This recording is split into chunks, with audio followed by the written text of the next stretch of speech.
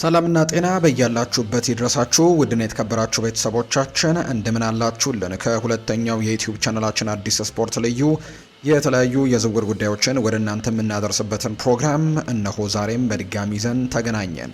ስለምታደምጡን ስለምትከታተሉን ቆይታችሁ በሙሉ ከኛ ጋርም ስለሆነ እጅጉን ከልብ አድርገን ነው የምናመሰግነው።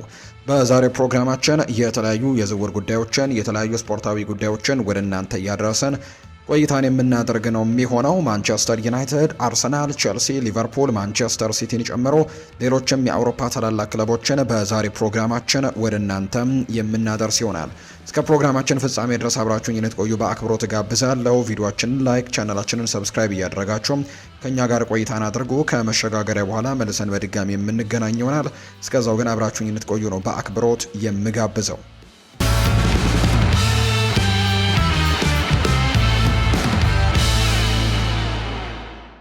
ወደ ቀዳሚው መረጃችን እናምራ። ማንቸስተር ሲቲም ከአውሮፓ እጅግ በጣም ድንቅ ከሆኑ ወጣት አማካዮች አንዱ የሆነውን አዩብ ቦአዲን ለማስፈረም ቀርበዋል።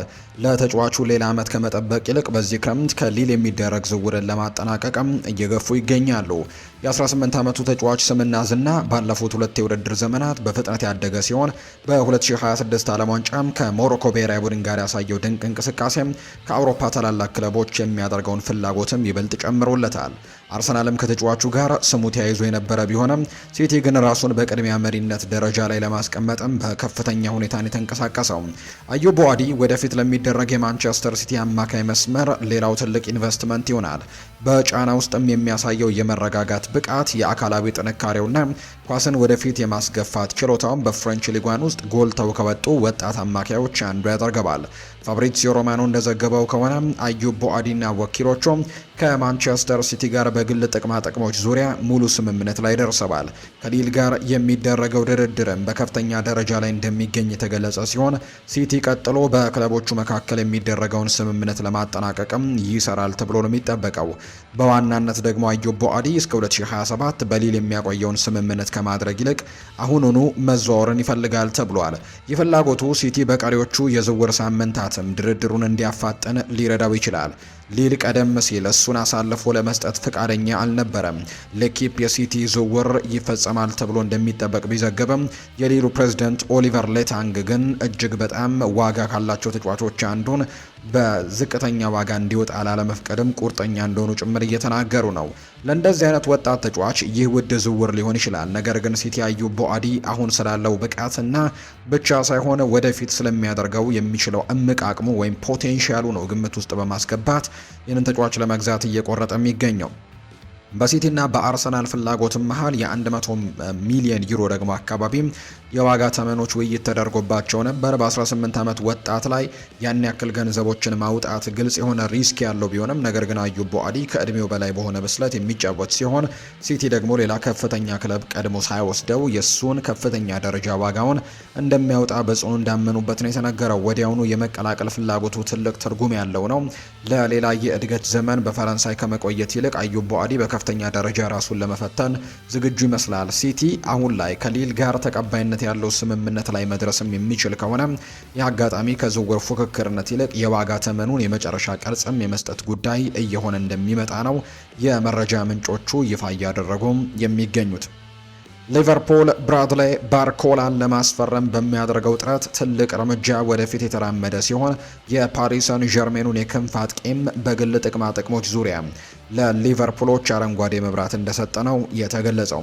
ይህም የዚህ ክረምት እጅግ ውድ ከሚሆኑ ዝውውሮች አንዱ ሊሆን በሚችለው ስምምነት ላይ ከነበሩት ትልልቅ እንቅፋቶች አንዱን ያስወግዳል ተብሏል። አሁን ላይ ያለው ፈተና በክለቦቹ መካከል ያለው ድርድር በቀጠለበት ሁኔታ ፓሪስ ሰን ዠርሜን የ23 ዓመቱን ተጫዋች ያወጣበት ከፍተኛ ዋጋ ተመን እንዲቀንስ ማሳመን ነው። መሐመድ ሳላ ክለቡን ለቆ መውጣቱን ተከትሎ ሊቨርፑል በክንፍ መስመር አማራጮቹ ላይ እንደገና ቅርጽ በሚሰጥበት ወቅት ባርኮላ የሊቨርፑል ዋነኛ የዝውውር ኢላማ እንደሆነ ነው የሚነገረው። የሱ ፍጥነት፣ ቀጥተኛ እንቅስቃሴና በማጥቃት መስመር ላይ በተለያዩ ቦታዎች መጫወት የመቻሉ ብቃትም ለአንዶኒ ኢራኦላ በከፍተኛ ኃይል ላይ የተመሰረተ የአሰልጣኝነት ስልት በተለያየ ሁኔታ የተስማማ ይመስላል። ፋብሪዚዮ ሮማኖ እንደዘገበው ከሆነ ባርኮላ አሁን ላይ በግል ጥቅማ ጥቅሞች ዙሪያ ለሊቨርፑል የመጨረሻ ፍቃድን እንደሰጠ ነው የተነገረው። ሊቨርፑልና ፓሪስ ሰን ዠርሜ በቀጥተኛና ይፋዊ ድርድር ላይ ይገኛሉ። ይህ ማለት የተጫዋቹ ወገን ስምምነትም ከእንግዲህ ምንም አይነት ችግር ይፈጥራል ተብሎ አይጠበቅም። ዋናው አነጋጋሪ ጉዳይ የዝውውር ክፍያው እንደሆነም እየተነገረ ይገኛል። ስካይ ስፖርት እንደዘገበው ፓሪስ ሰን ዠርሜን የባርኮላን ዋጋ በ145 ሚሊዮን ፓውንድ አካባቢ ያስቀመጠው ሲሆን በክለቦቹ መካከል አሁንም ከፍተኛ ልዩነት እንዳለ ነው የሚነገረው። ሊቨርፑል የመጀመሪያ ደረጃ ውይይቶችን ያደረገ ቢሆንም በፋይናንስ በኩል የፈረንሳይ ሻምፒዮኖች እስካሁን ማርካት አልቻለም። ፓሪስ ሰን ዠርሜን እሱን ለመሸጥ አነስተኛ ጫናን ያለበት ባርኮላ በውል ስምምነቱ 2 ዓመታት የሚቀሩት ሲሆን ክለቡ በቅርቡ ደግሞ ማግነስ አክሊዮሼን በማጥቃት አማራጩ ላይ ቢጨምርም እሱን ይዞ ማቆየቱን የበለጠ ሊመርጥ ይችላል። የባርኮላ ፍቃድን ማግኘት ትልቅ ትርጉም ያለው ነው። ምክንያቱም ሊቨርፑል አሁን ላይ ከፓሪስ ሰን ዠርሜን ጋር የፋይናንስ ስምምነት በማግኘት ላይ ሙሉ በሙሉ ትኩረትን ማድረግ ይችላል። ከእግር ኳስ አንጻር ሲታይ የዝውውሩ ሳቢነት ግልጽ ነው። ባርኮላ ወጣት ነው፣ በከፍተኛ ደረጃ ከፍተኛ ልምድ ያለው ተጫዋች ነው። እናም ከወዲሁ ደግሞ የቻምፒየንስ ሊግ አሸናፊም እንደሆነ ይታወቃል። በፓሪስ ሰን ዠርሜን በተጫዋቾች የተጨናነቀ የክንፍ መስመር ቦታ ላይም ከመቆየት ይልቅ በአንፊልድ ዋና ተጫዋች ለመሆን ፍላጎት እንዳለው ነው በተደጋጋሚ ጊዜም የሚገለጸው። ነገር ግን 145 ሚሊዮን ፓውንድ እጅግ ከፍተኛ የሆነ የገንዘብ ውሳኔ ይሆናል። በተለይም አርሰናል ፈረንሳዊውን ማድነቁን በቀጠለበት በዚህ ሰዓት ሊቨርፑል ወደ ስምምነቱ ሊገፋ ይገባል። ነገር ግን የፓሪስ ሰን ዠርሜን ጥያቄ በቀላሉ ከመቀበል መቆጠብ ግን አለባቸው። ሊደረሱ በሚችሉ ቦነሶች የሚታገዝ አነስተኛ የተረጋገጠ የዝውውር ክፍያ የበለጠ ምክንያታዊ ሊሆን ይችላል። ተጫዋቹ በበኩሉ የሚጠበቅበትን አድርጓል። አሁን ላይ ዝውውሩ የሚወሰነው ሊቨርፑል ባርኮላን የፋይናንስ ደንቦችን ለመስበር የሚያስችል ልዩ ተጫዋች ነው ብሎ የሚያምንና በፓሪስ ሰን ዠርሜን የመጨረሻ ለመደራደር በሚኖረው ዝግጁነት ላይ ሊሆን እንደሚችል ነው ይፋ የተደረገው። አርሰናል በዝውውር መስኮቱ ላይ ስራውን ገና አላጠናቀቀም። በሚኬል አርቴታ የሚመራው ቡድን በክረምቱ የዝውውር መስኮት ከመዘጋቱ በፊት አዲስ የመሃል ተከላካይ ለማስፈረም እየሰራ እንደሚገኝ ነው የተገለጸው። አርሰናል ብሩኖ ጊማሬሽን ከኒውካስል ዩናይትድ በ75 ሚሊዮን ፓውንድ በማስፈረሙ ትልቅ ነገርን ያደረጉ ሲሆን ከወዲሁ በፕሪሚየር ሊግ እጅግ ጠንካራ ከሆኑት መካከል አንዱ የሆነውን የአማካይ መስመራቸውን አጠናክረዋል። ሆኖም ግን ስብስባቸው በሁሉም ውድድሮች ላይ ለመፎካከር በቂ ጥልቀት ያለው መሆኑን ለማረጋገጥ የአርሰናል ትኩረት አሁንም ወደ ተከላካይ መስመር ተዙሯል ተብሏል። የዊሊያም ሳሊባ የአካል ብቃት ሁኔታ በእነዚህ እቅዶች ላይ አጣዳፊነት የጨመረ ሲሆን ጁሊያን ቲምበር ወደ ሙሉ አካል ብቃት ለመመለስም እየሰራ ነው የሚገኘው። አርሰናል በፕሪሚየር ሊግ ሻምፒዮንነቱ ወይም ደግሞ ለማስጠበቅና በአውሮፓ እንደገና ጠንካራ ተፎካካሪ ለመሆን በማለም ላይ በመሆኑ አርቴታ ምንም አይነት ነገር ለእድል መተው እንደማይፈልግ ነው በግልጽ የተናገረው። የዝውውር ጋዜጠኛ ኒኮላ ሺር እንደተናገረው ከሆነ አርሰናል በዚህ የክረምት ተጫዋቾች የዝውውር መስኮት ሌላ የመሃል ተከላካይ ለማስፈረም በንቃት እየሰራ እንደሚገኝ ይፋ ተደርጓል። ኒኮላ ሼር ለአዲሱ መረጃ ላይ የተወሰነ ስም ያላወጣ ቢሆንም ዘገባው የወጣው ግን አርሰናል በርካታ የተከላካይ መስመር አማራጮችን መገምገሙን በቀጠለበት ወቅት ላይ ነው። ዘጋርዲያን እንደዘገበው የአስተን ቪላው ተከላካይ ኤዝሬል ኮንሳ አርሰናል ከተመለከታቸው ተጫዋቾች አንደኛው ነው። እንግሊዛዊው ብሔራዊ ቡድን ተጫዋችም በመሃል እንዲሁም በቀኝ ክንፍ ተከላካይነት መጫወት የሚችል በመሆኑ ጠቃሚ ሁለገብነትን ይሰጣል ተብሎ ነው የሚጠበቀው። ይህ አይነቱ የተጫዋች ባህሪ ከአንድ በላይ ቦታዎች ላይ መጫወት የሚችሉ ተከላካዮችን አብዝቶ ለሚመርጠው ለአርቴታ ምክንያታዊ ይሆናል ተብሎ ነው የሚጠበቀው። የአርሰናል የክረምት የዝውውር መስኮት አስደሳቹ ክፍልም በበላይነት ደረጃ ላይ ሆነው ቡድኑን እያጠናከሩ መሆናቸው ነው። ጊማሬሽን በ75 ሚሊዮን ፓውንድ ማከል ትልቅ ድክመትን ለማስተካከል አልነበረም። ከወዲሁ ከፍተኛ ደረጃ ላይ የሚገኘውን የአማካይ መስመር ወደ ሌላ ከፍተኛ ደረጃ ለማሸጋገር እንጂ ተመሳሳይ አስተሳሰብ ከሌላ ተከላካይ ፍለጋ በስተጀርባ ያለ እንደሚመስል ነው የተነገረው። አርሰናል ከወዲሁ ጋብሪኤል ማጋሌሽ፣ ዊሊያም ሳሊባ፣ ክሪስቲያን ሞስኩዌራ፣ ፒዮሮ ሂንካፒ ያሉ ተጫዋቾች ያሉት ቲምበር፣ ቤን ዋይት፣ ሪካርዶ ካላፊዮሪ ደግሞ ተጨማሪ በዛ ቦታ ላይ መጫወት የሚችሉ ተጫዋቾች ናቸው። ይህ ማለት ማንኛውም አዲስ ፈራሚ በቀላሉ ቁጥር ከማብዛት ይልቅ ቡድኑን በእውነት የሚያሻሽል መሆን ይኖርበታል። ኤዝሬል ኮንሳ ባለፈው የፕሪሚየር ሊግ የውድድር ዘመን እንዲሁ ጥሩ ነገሮችን አሳይቷል። ባለው የፕሪሚየር ሊግ ልምድና ሁለገብነትም መስፈርቱን የሚያሟላ ቢሆንም አርሰናል ሳሊባ ዝግጁ ስላልሆነ ብቻ አላስፈላጊ ከፍተኛ ክፍያዎችን ከመክፈል መቆጠብ ይኖርበታል ተብሎ እንደሚጠበቅ ነው እየተገለጸም የሚገኘው። ስለዚህ በጊማሬሽ ላይ የተደረገው ትልቅ ኢንቨስትመንት በኋላ ቀጣዩ ተስማሚ እርምጃ አስተማማኝና ሁለገብ ደግሞ ተከላካይን በተመጣጣኝ ዋጋ ማግኘት ይሆናል ተብሎ ይታሰባል። አርሰናል ይህንን ማሳካት የሚችል ከሆነም በአውሮፓም እንዲሁ ከአውሮፓም ደግሞ እጅግ ጥልቅ ከሆኑ የተከላካይ ክፍሎች ስብስቦች መካከል አንዱ ሊኖረው እንደሚችል በርካቶች ግምቶቻቸውን እየሰጡ እንደሚገኝ ነው የመረጃ ምንጩ ይፋ ያደረገው። የኒውካስል ዩናይትድ የአማካይ መስመር እንደገና የመገንባት ሂደት በፕሪሚየር ሊጉ የተረጋገጠ ልምድ ወዳለው ሌላ ተጫዋችም ሊመራቸው የሚችል ሲሆን ባየር ሚኒክ ደግሞ ዣኦ ፓሊኒሃን በዝውውር መስኮቱ ማጠቃለያ ላይ ሊፈርሙ የሚችሉ እንግዲህ ፍላጎቶችን እየፈለገ እንደሚገኝ የተገለጸው። ማክፓይሶቹም በዚህ ክረምት ብሩኖ ጊማሬሽን፣ ሳንድሮ ቶናሊን በአማካይ ስፍራ ላይ ካጡ በኋላ ወደ ትልቅ ለውጥ ለመግባትም ተገደዋል። ጊማሬሽ በ75 ሚሊዮን ፓውንድ ወደ አርሰናል ያደረገው ዝውውርን ያጠናቀቀ ሲሆን ይህም ኒውካስል የአማካይ መስመር ማንነታቸውን ዋና አካል የነበሩትን ሁለት ተጫዋቾች እንዲያጡ አድርጓቸዋል። ይህም ደግሞ ልምድ ያለው ተጫዋችን ማስፈረሙ እጅግ በጣም አስፈላጊ የሚያደርገው ሲሆን ዣኦ ፓሊኒሃ ደግሞ ሙሉ በሙሉ የተለየ ባህሪ ያለው አማራጭ ያደርግላቸዋል። የ31 ዓመቱ ተጫዋችም ከፉልሃምና ቶትንሃም ጋር በነበረው ቆይታ የእንግሊዝ እግር ኳስን በጥሩ ሁኔታ የሚያውቅ በአካላዊ ጥንካሬውና በተከላካይነትም አግሬሲቭነቱ የሚታወቅ አይነት አማካይ ነው። ዴይሊ ሜል ባወጣው ዘገባ መሰረት ኒውካስል የዝውውር መስኮቱ ከመዘጋቱ በፊት ተጨማሪ የአማካይ መስመር ማጠናከሪያዎችን ለማድረግ የሚያስቡበት ወቅት ላይ ዣኦ ፓሊኒሃ በእጩ ዝርዝራቸው ውስጥም ተካተዋል። ባየር ሚኒክ ባለፈው የውድድር ዘመን ከቶትናም ጋር ከነበረው የውሰት ቆይታ በኋላ የፖርቱጋል ብሔራዊ ቡድን አባል የሆነው ተጫዋች አሳልፎ ለመስጠት ተዘጋጅቷል። ሆኖም ግን ኒውካስል ከወዲሁ ከጀርመኑ ሻምፒዮን ጋር በዝውውሩ ዙሪያ ውይይት ከጀመረ አስተን ቪላም የጠበቀ ፉክክር ይገጥመዋል ተብሎ ይታሰባል። ፉክክሩ በፍጥነት ከፍ እያለ የመጣ ይመስላል። ፎክስ ስፖርት እንደዘገበው ከሆነ አስተን ቪላ ከባየር ሚኒክ ጋር ውይይት ያደረገ ሲሆን ኒውካስል ደግሞ ጊማሬሽን እና ቶናሊን በድምሩ በ175 ሚሊዮን ፓውንድ ከሸጠ በኋላ ዝውውሩን ለመጥለፍም እያሰበ ነው። ፓሊኒሃ በቶትንሃም በሁሉም ውድድሮች 45 ጨዋታዎችን በማድረግ 7 ግቦችን አስቆጥሮ 3 አሲስቶችን በማመቻቸትም በጣም ጥሩ የሚባል ጊዜ ነው ያሳለፈው። ይህም ለጊማሬሽ ወይም ቶናሊ ቀጥተኛ ደግሞ ተካፋይ አይሆንም። ነገር ግን የዝውውሩ ሳቢነት ደግሞ እሱ ሊሆን ይችላል። ኒውካስል ዩናይትድ ከአማካይ መስመሩ ከፍተኛ የሆነ የቴክኒክ ብቃትን አጥቷል። ፓሊኒሃ በተቃራኒው የመከላከል ዋስትና፣ አካላዊ ጥንካሬና የፕሪሚየር ሊግ ልምድንም የሚያቀርብ ሲሆን ይህም ደግሞ ክለቡ የበለጠ የፈጠራ ብቃት ያለው ሌላ አማካይ ደግሞ ለመፈለግም እንዲንቀሳቀስ ያስችለዋል የተባለው። በተለይም ባየር ሚኒክ ከፍተኛ የሆነ የቋሚ ዝውውር ክፍያ የሚጠይቅ ከሆነ የ31 ዓመቱ ተጫዋችን ማስፈረም የተወሰነ ሪስክ ሊኖረው ይችላል። ስለሆነም ኒውካስል ዩናይትድ ለወደፊት ዋጋ ከመክፈል ይልቅ ለቀደመ ስምና ዝና ክፍያ ደግሞ ከመፈጸም መቆጠብ አለበት ተብሎ ነው የሚታሰበው። ሆኖም ግን ፍላጎታቸው አስቸኳይ ነው። ዘጋርዲያን እንደዘገበው ከሆነ ኒውካስል ዩናይትድ ከብሩኖ ጊማሬሽ እና ሳንድሮ ቶናሊ መውጣት በኋላ መስመሩን እንደገና በሚገነባበት ወቅትም ፓሊኒሃ ከማርሲው አማካይ ፔር ኤሚል ሆይቤ ጋርም እንዲሁ ጎን ለጎን ለማየትም ፍላጎቶች እንዳላቸው ነው የተገለጸው። ፓሊኒሃ ለኒውካስል ዩናይትድ ወዲያውኑ ልምድ ያለው ተጨማሪ ሊሆን እንደሚችል ይታመናል። በትክክለኛው ዋጋ ከተገኘ ደግሞ ክለቡ ቀጣዩ የአማካይ መስመር በወጣት ተጫዋቾች ዙሪያ በሚገነባበት ወቅት ምክንያታዊ የሆነ የአጭር ጊዜ መፍትሄ ተጫዋችን እንዲያመጡ ሊያደርጋቸው እንደሚችል ነው ግምቶች እየወጡም የሚገኙት።